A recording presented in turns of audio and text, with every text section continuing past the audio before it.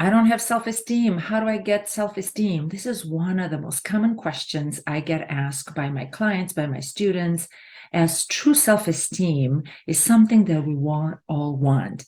And where does it come from? Does true self-esteem come from achievement? Does it come from what we're doing? Or is there something else around this? And that's what I'm going to address today. And a warm welcome to Renewal Nuggets. I'm Dr. Ioana Popa from Team for the Soul, and I love to connect science, psychology, spiritual care, non-denominational, but also Christian faith, which is my faith, and I'm used to and studied. And let's dive in.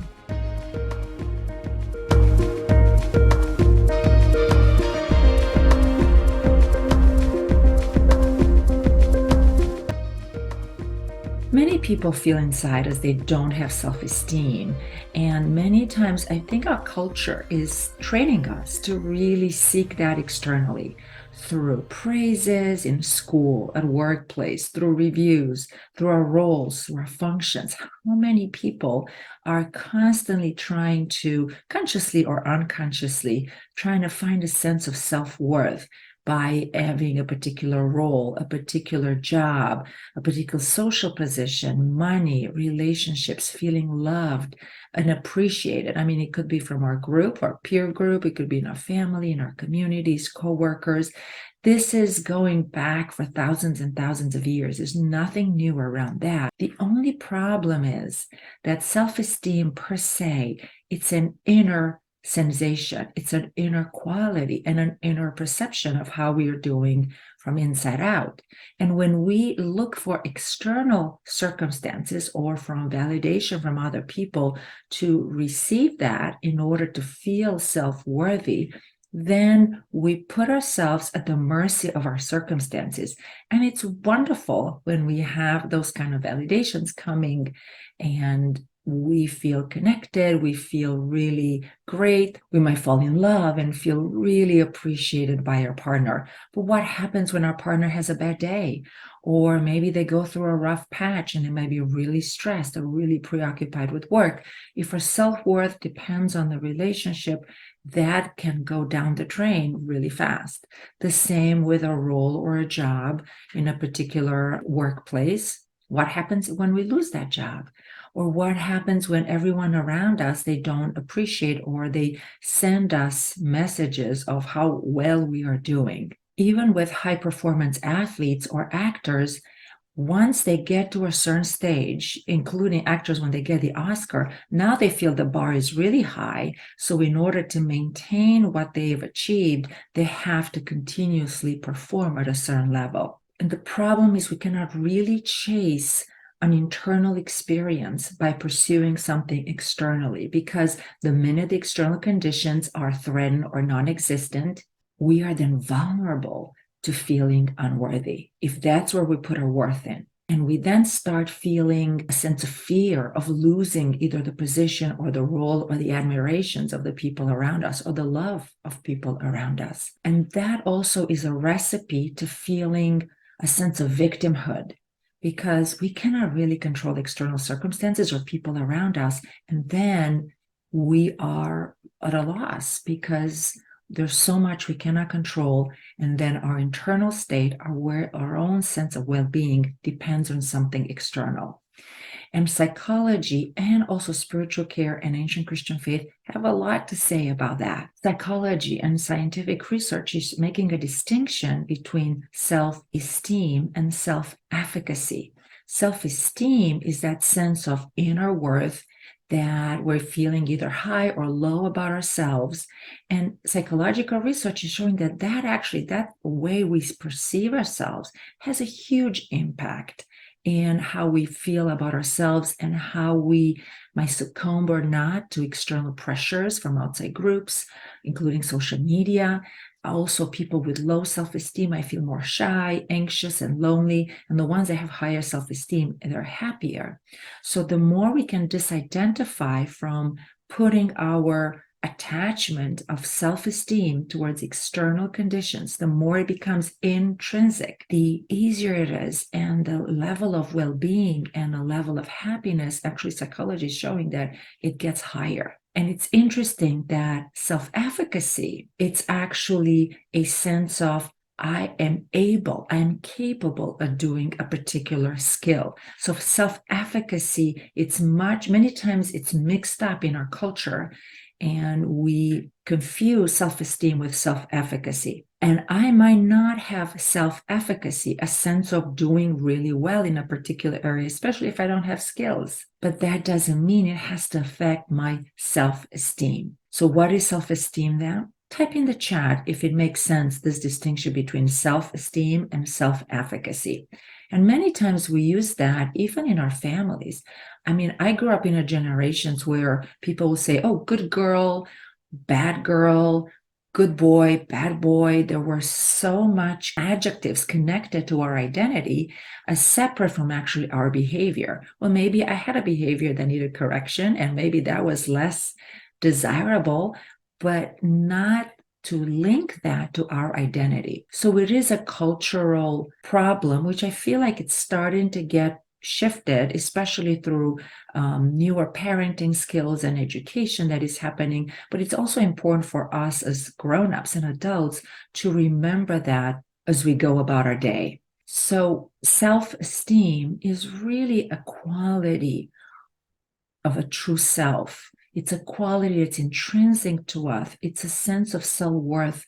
And we all have that just by being human beings, because we are alive, we have a brain, we have ways of being, and we're worthy. We're sharing 99.9% of our DNA, all are human beings.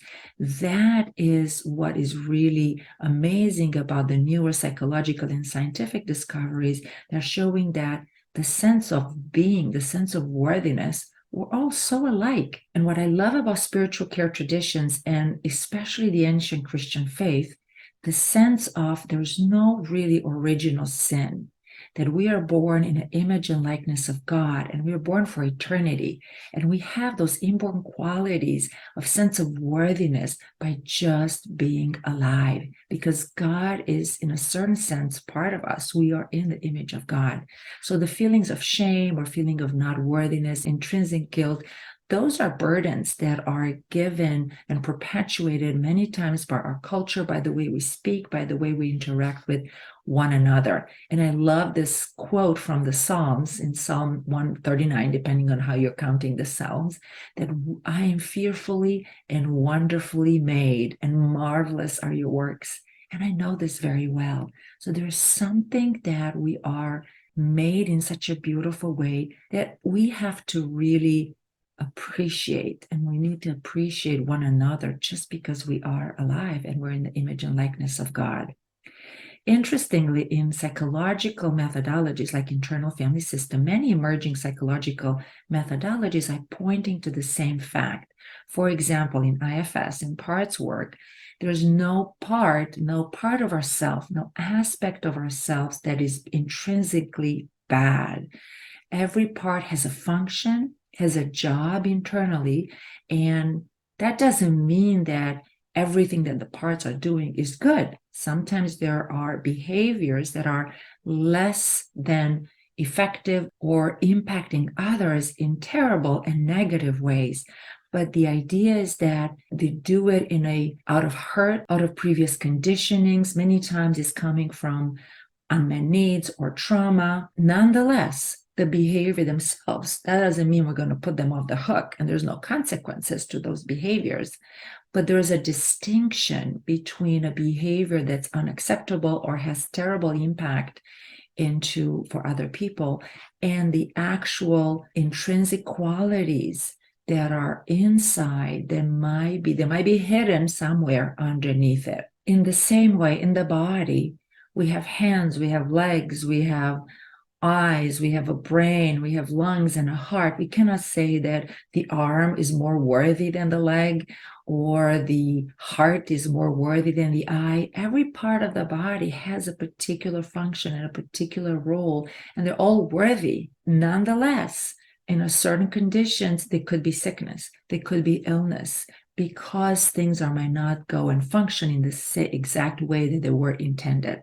So there's a distinction between the original intent of our inner parts, of our self, of our sense of self-worth, and the distinction between how this might be manifested into the world. But internally, at a soul level, we are all worthy. So self-esteem is really a soul quality, a true self quality. So to summarize, I make the distinction between self-esteem, and what psychology calls self-esteem, a sense of worthiness, and self-efficacy, which is a sense of how accomplished, how skilled I am in a particular area and how confident I am in my performance.